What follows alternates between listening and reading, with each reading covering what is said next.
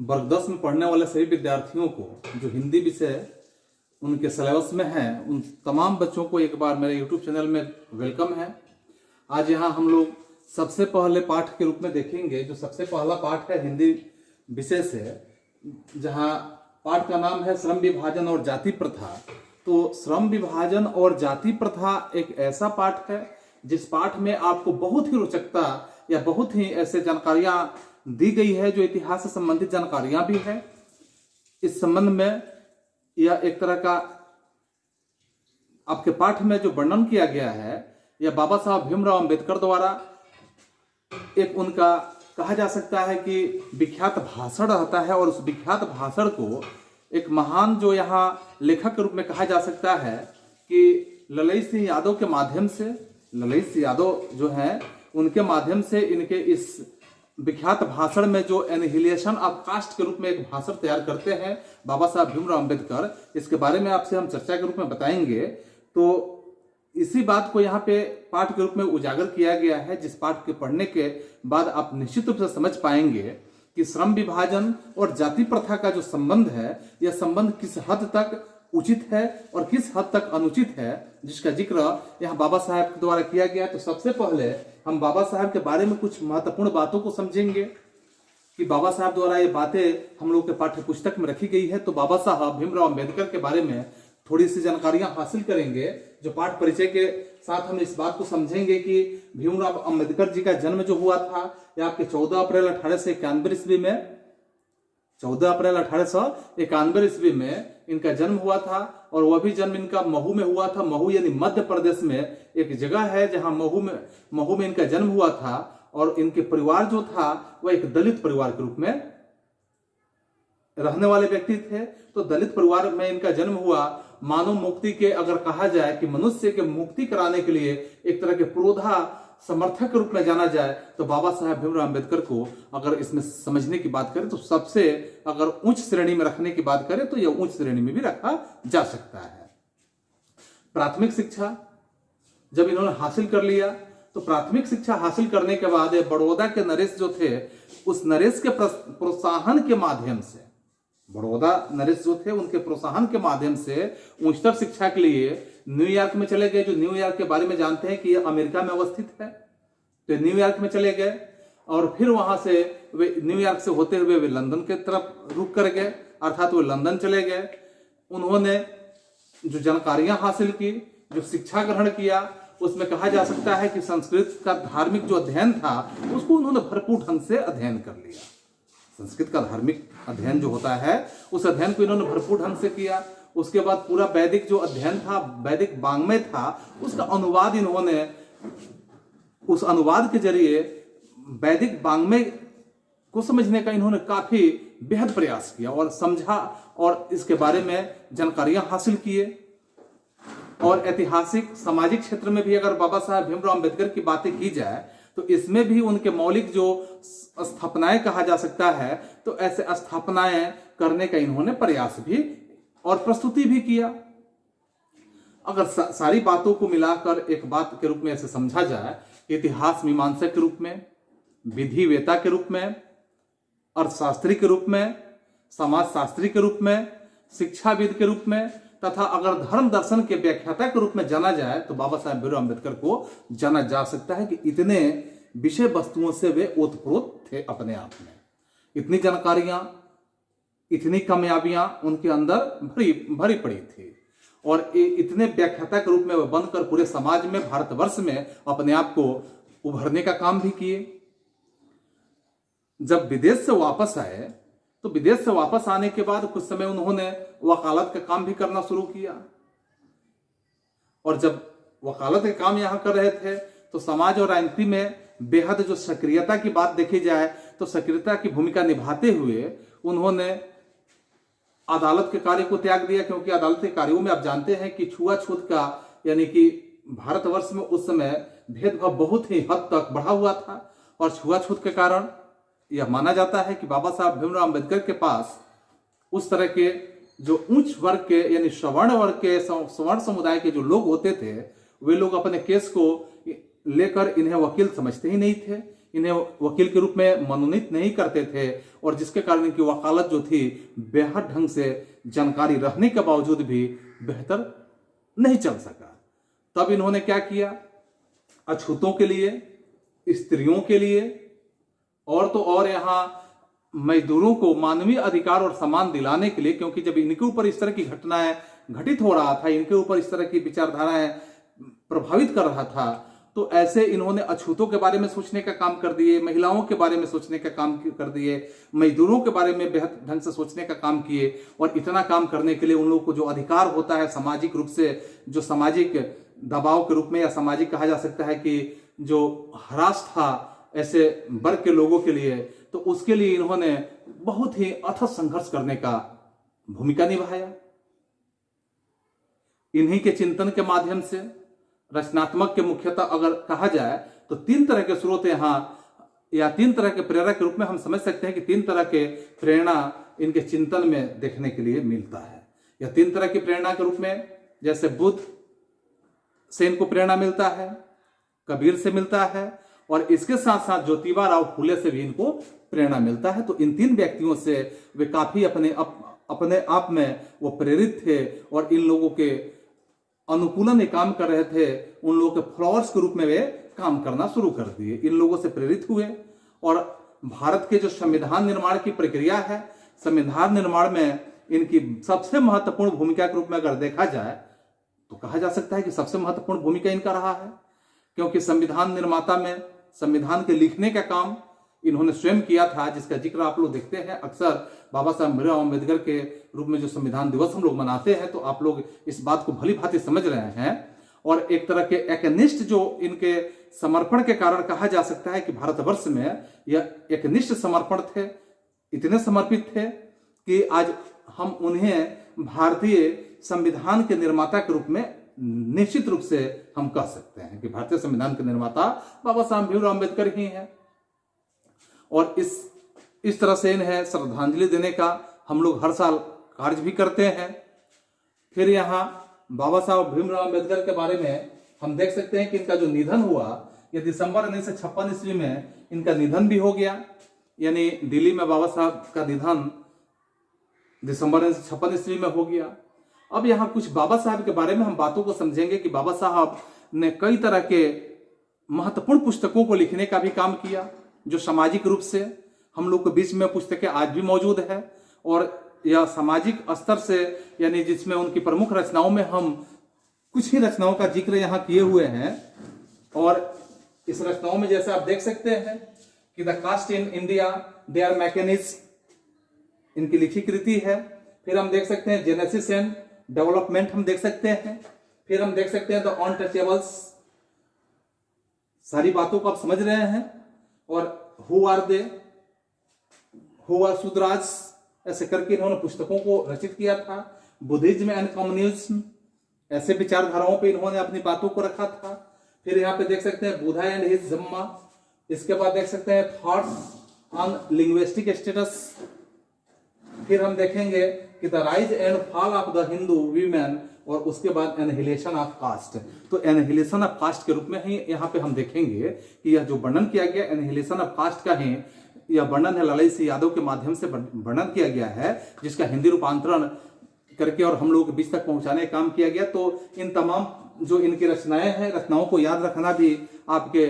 वर्ग व्यवस्था के लिए तो जरूरी है ही, लेकिन आप यदि आगे पढ़ने की इच्छा रखते हैं, कॉम्पिटिशन की तैयारी करना चाहते हैं, तो इन तमाम पुस्तकों का नाम याद रखें कि इन सारी पुस्तकों के रचयिता बाबा साहब भीमराव अम्बेडकर थे। तो इस तरह से इनके द्वारा इतनी कृतियां हैं, इतनी लेखनी है। हिंदी में अगर कहा जाए कि उनका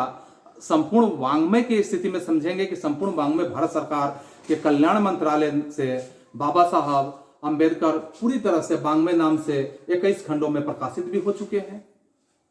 और यहाँ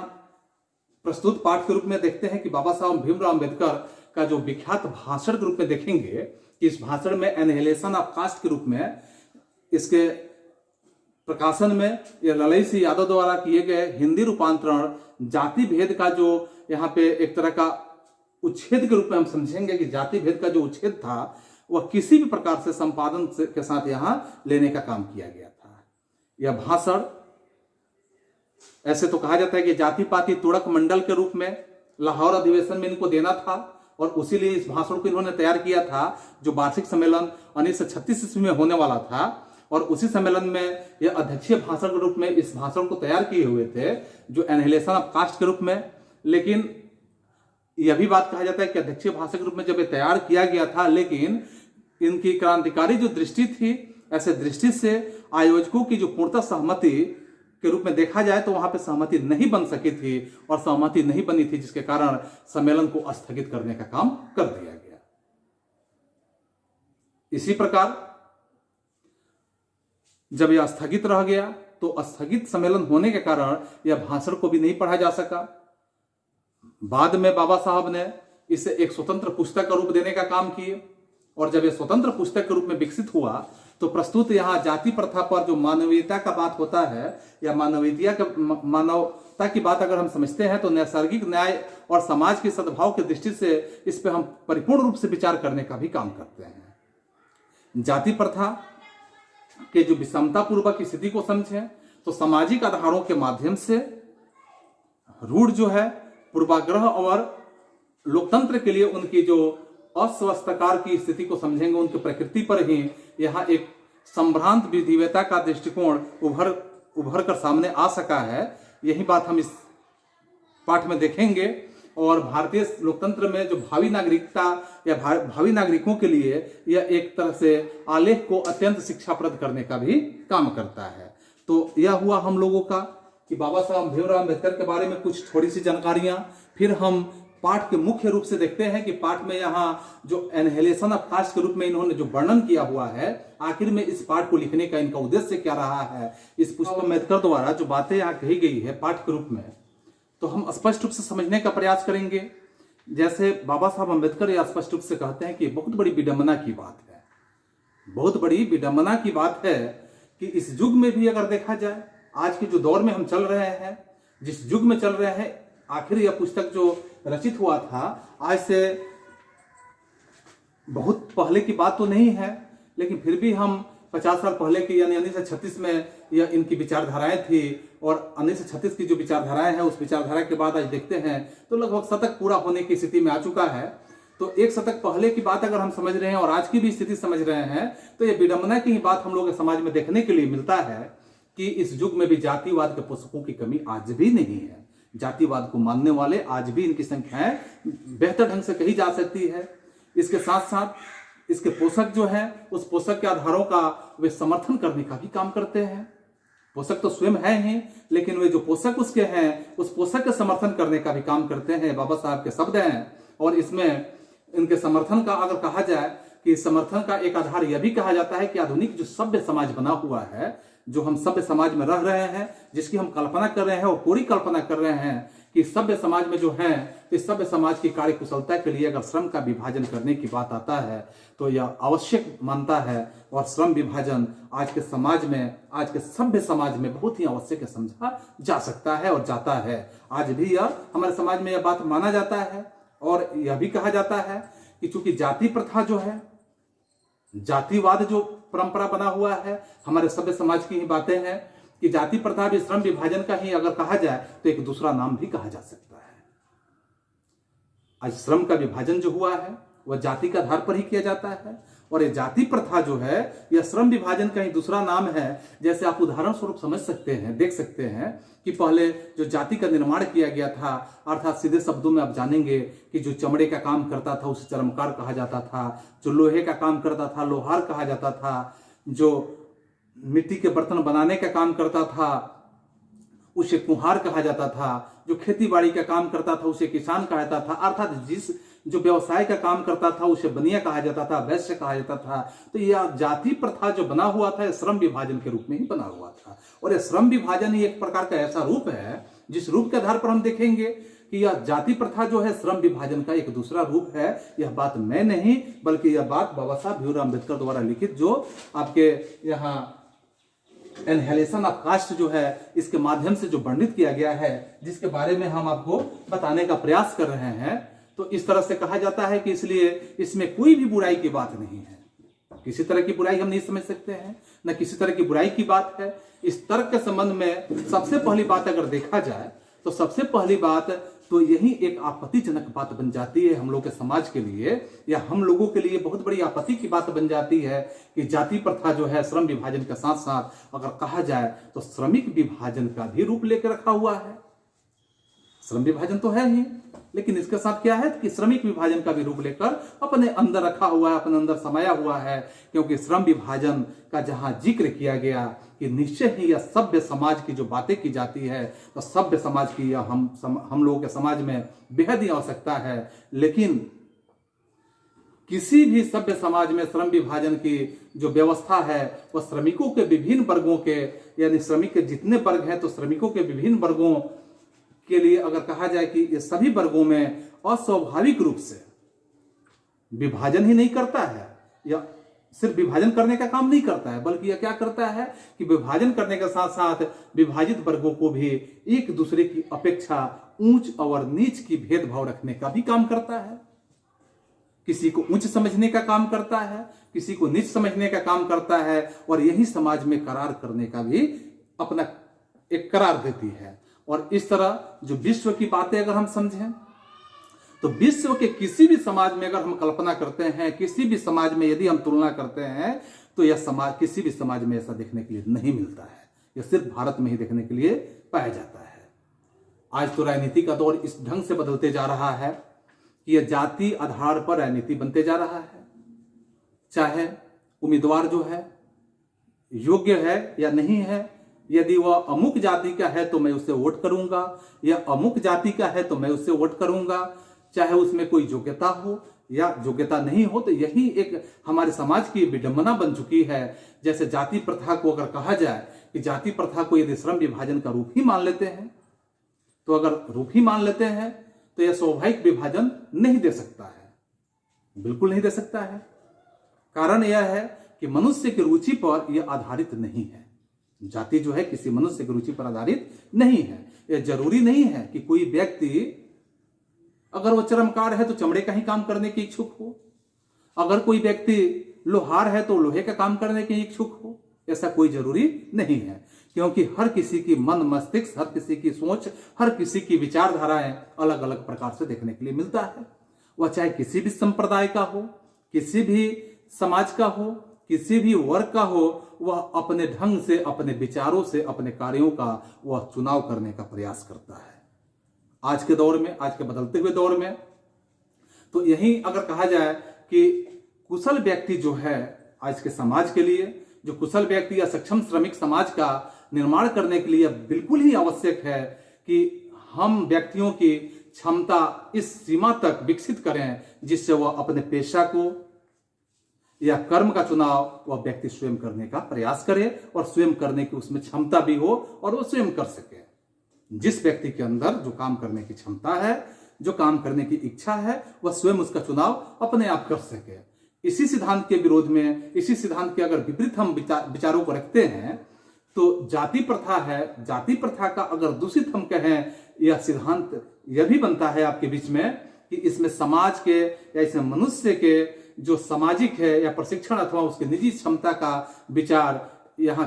किए बिना ही दूसरे ही दृष्टिकोण में अगर हम देखते हैं, तो जैसे माता पिता के सामाजिक स्तर पर हम चले जाते हैं कि माता पिता का जो सामाजिक स्तर है उसी के अनुसार पहले से ही, अर्थात जब बच्चे का गर्भधारण होता है तभी से ही उसके जात का निर्माण हो जाता है। वह किस जात में जन्म लेने वाला है, वह किस जात में पैदा हुआ, कौन सा कर्म वो करेगा, तो उसका जात का निर्धारण हो जाता है, उसके पेशे का निर्धारण पहले ही कर दिया जाता है, जो यह समाज के लिए बहुत बड़ी विडंबना की बात है।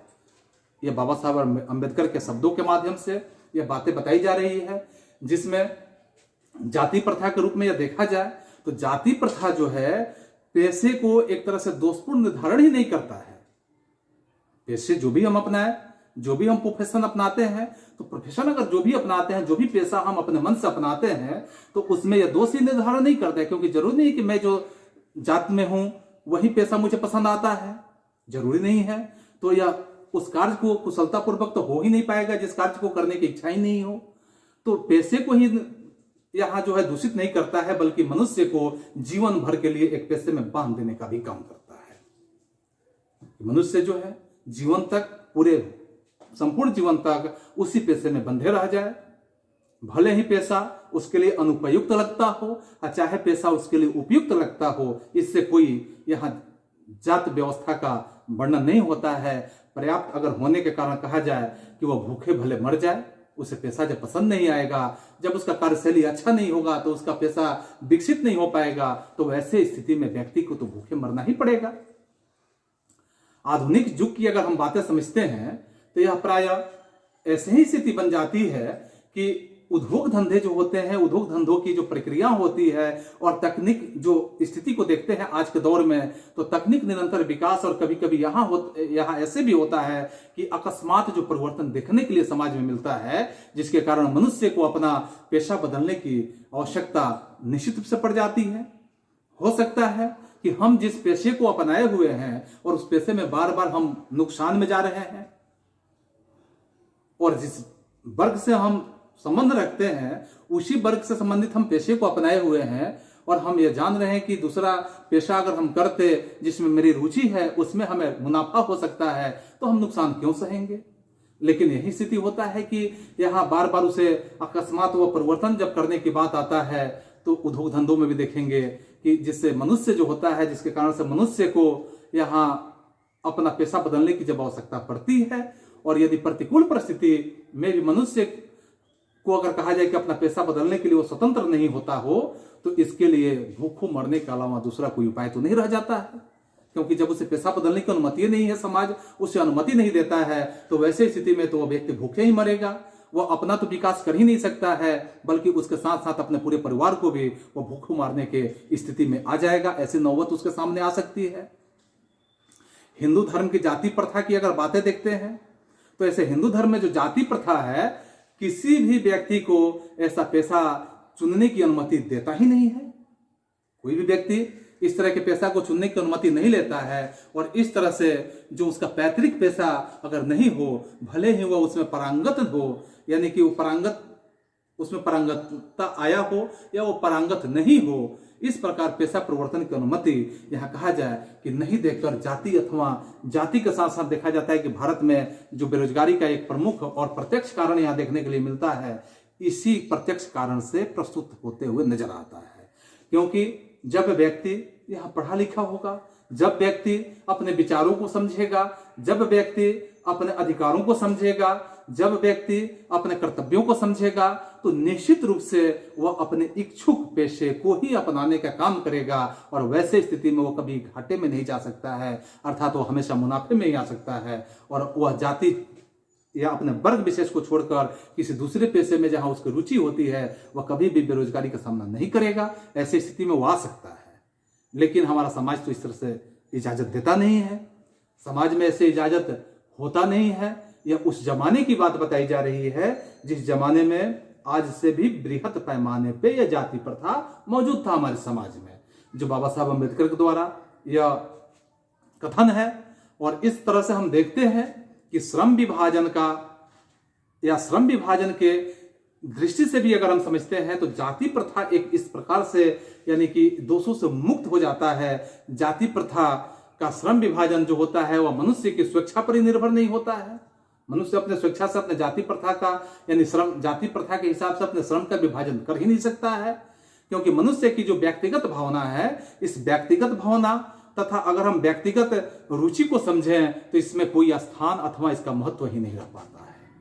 मनुष्य के अंदर इस तरह का इसका कोई न स्थान रहता है और न ही इसका कोई महत्व ही रहता है। इस आधार पर हमें यह स्वीकार तो करना ही पड़ेगा, इस समाज को भी तो स्वीकार करना पड़ेगा